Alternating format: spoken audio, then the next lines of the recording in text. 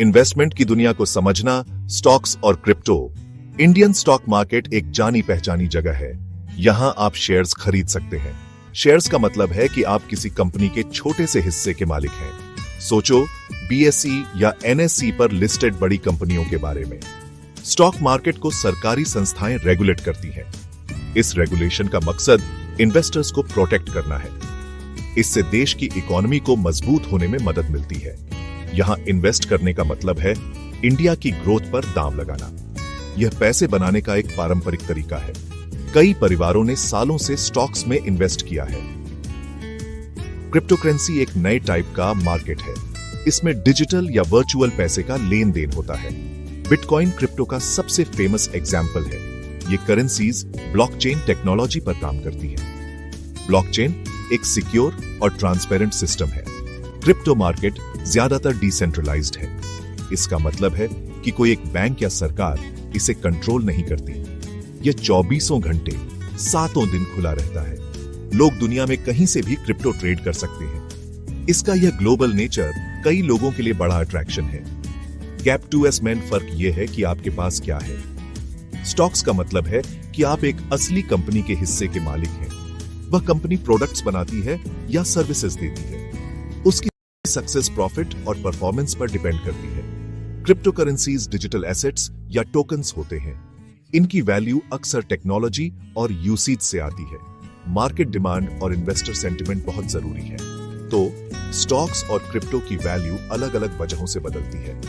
यह बेसिक फर्क समझना बहुत जरूरी है। इससे आपको यह चुनने में मदद मिलती है कि अपना पैसा कहां लगाना है। आज है जून 2, 2025। दोनों मार्केट एक्टिव हैं। स्टॉक मार्केट्स बहुत लंबे टाइम से हैं। इसका मतलब है कि बहुत सारा हिस्टोरिकल डेटा है। हम पिछले ट्रेंड्स को स्टडी करके डिसीजन ले सकते हैं। क्रिप्टो मार्केट नया है और बहुत तेजी से बदलता है। नए कॉइन्स और टेक्नोलॉजीज अक्सर आते रहते हैं। इस नएपन से एक्साइटमेंट तो आती है, लेकिन साथ में कई अनजान बातें भी। दोनों मार्केट पैसे बनाने के मौके देते हैं, लेकिन दोनों का नेचर बहुत अलग है। इन फर्कों को समझना पहला स्टेप है। ये कैसे काम करते हैं? ऑपरेशंस, फायदे और नुकसान। स्टॉक मार्केट एक स्ट्रक्चर्ड तरीके से काम करता है। आप एक स्टॉक ब्रोकर के जरिए शेयर्स खरीदते और बेचते हैं। आपको एक स्पेशल अकाउंट चाहिए होता है जिसे डीमैट अकाउंट कहते हैं। यह अकाउंट आपके शेयर्स को इलेक्ट्रॉनिकली रखता है। SEBI यानी securities and exchange board of India regulator है। SEBI फेयर ट्रेडिंग पक्की करने के लिए रूल्स बनाती है। यह आम इन्वेस्टर्स के हितों की रक्षा करती है। ट्रेडिंग हफ्ते के दिनों में खास मार्केट आवर्स के दौरान होती है। इस सिस्टम को कई सालों में बेहतर बनाया गया है। यह इन्वेस्टमेंट के लिए एक ऑर्गेनाइज्ड प्लेटफॉर्म देता है।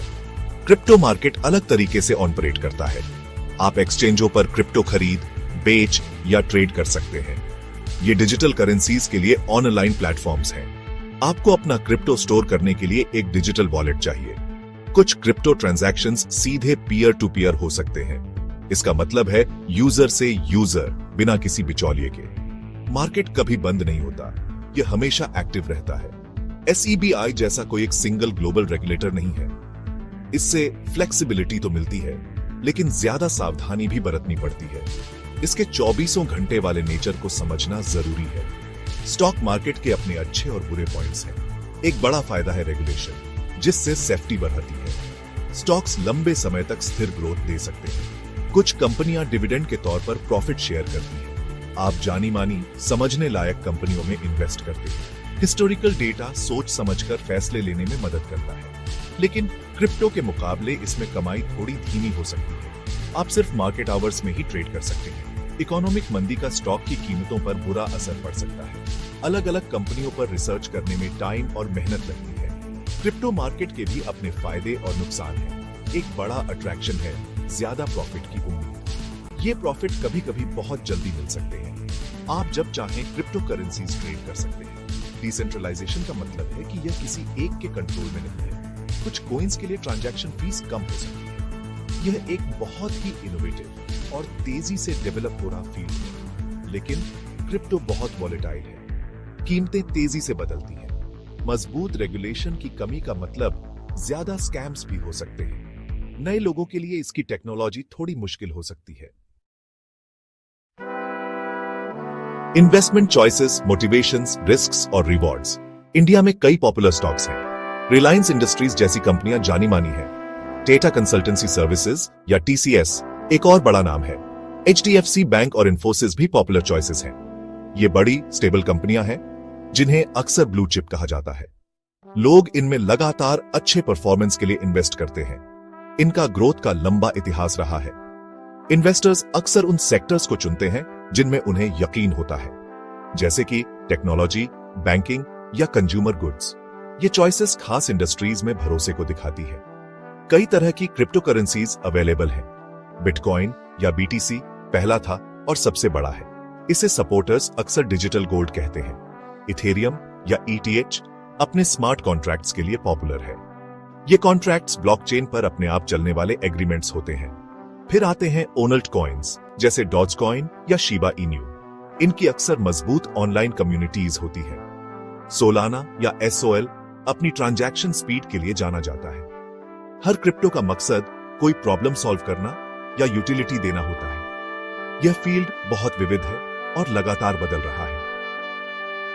लोग अलग अलग वजहों से स्टॉक्स में इन्वेस्ट करते हैं। कई लोगों का मकसद लंबे समय में वेल्थ बनाना होता है।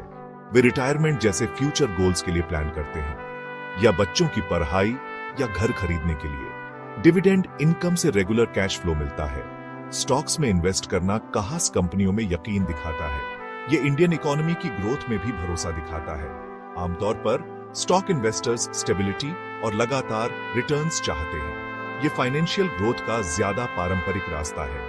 यह तरीका पीढ़ियों से काम करता आया है। Gap 2S।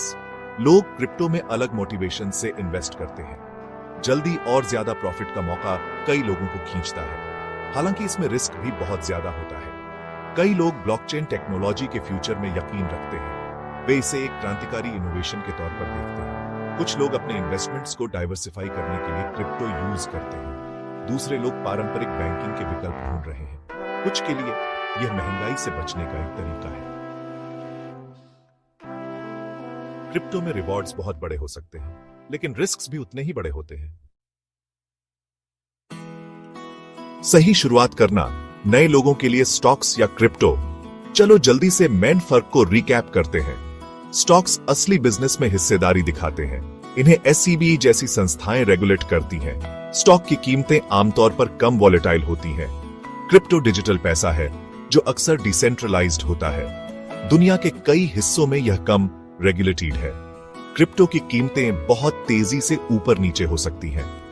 इस बेसिक अंतर को समझना बहुत जरूरी है। इससे आपको अपने कंफर्ट के हिसाब से इन्वेस्टमेंट चुनने में मदद मिलती है। आपकी रिस्क लेने की क्षमता एक अहम फैक्टर है। हर मार्केट के लिए सीखने का जो कर्व है उस पर ध्यान दो। स्टॉक मार्केट के बारे में ज्यादा पढ़ने लिखने का सामान मिलता है। कंपनियों के बारे में जानकारी आसानी से मिल जाती है। फाइनेंशियल न्यूज में अक्सर स्टॉक मार्केट की हलचल कवर होती है। बेसिक्स सीखना ज्यादा सीधा हो सकता है। क्रिप्टो के लिए नई टेक्नोलॉजीज को समझना पड़ता है। ब्लॉकचेन, वॉलेट्स और माइनिंग जैसे कॉन्सेप्ट्स मुश्किल हो सकते हैं। इसमें इस्तेमाल होने वाली भाषा अक्सर नए लोगों के लिए नई होती है। दोनों में से किसी में भी इन्वेस्ट करने से पहले सही जानकारी बहुत जरूरी है। बिना समझे कभी इन्वेस्ट मत करो कि तुम क्या खरीद रहे हो। Gap 2S।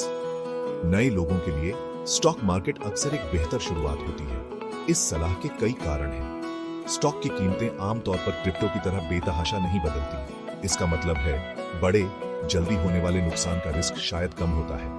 मजबूत रेगुलेशन इन्वेस्टर को ज्यादा प्रोटेक्शन देता है। कंपनियों के बारे में भरोसेमंद जानकारी मिलना आसान होता है। बड़ी, स्टेबल कंपनियों से शुरुआत करना एक अच्छी स्ट्रेटेजी है।